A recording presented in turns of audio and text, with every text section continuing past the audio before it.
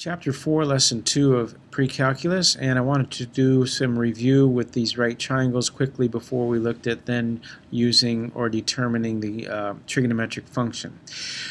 You remember in a right triangle we have the right angle. The hypotenuse is always opposite of the right angle. The other two sides we'll call the legs. And we had two special right triangles that we talked about in geometry. You introduce those in geometry, and that's called a 45, 45, 90, and there's some special relationships in the 45, 45, 90. We're going to make this length 1 and this length 1, and in a 45, 45, 90 you should remember the legs are the exact same length. If we apply the Pythagorean theorem, a squared plus b squared is equal to c squared, we have 1 squared plus 1 squared is equal to c squared. We simplify that, we come up with the square root of 2. So in any 45, 45, 90 triangle, the legs are going to be the same, and then the hypotenuse is always going to be radical 2 times whatever those legs are. And hopefully you remember that little equation. The hypotenuse in a 45, 45, 90 triangle is always the leg, whatever it is, times the square root of 2. So in this case the lengths are 1, so this is 1 times the square root of 2, which would be the square root of 2. Now this is going to be very important as remembering that this is 1 and 1, and then we just simply multiply it by the square root of 2. Okay, I've said that like 3 times. I'm hoping you're going to remember that the hypotenuse is the leg, whatever it is, times square root of 2. So if this was 2, this one would have to be 2, because in a 45, 45, 90 they're always the same, and this would have to be radical 2 times that, or 2 radical 2.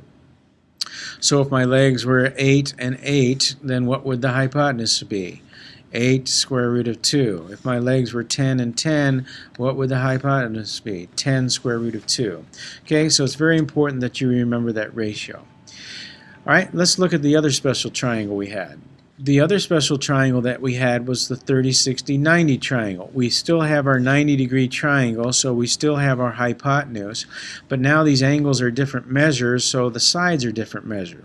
And if you remember from geometry, the longer side is opposite the bigger angle. So 60 is larger than 30, so the side that's opposite 60 is longer than the side that's opposite 30. So this is what we call the shorter leg then, and then this one would be the longer of the two legs.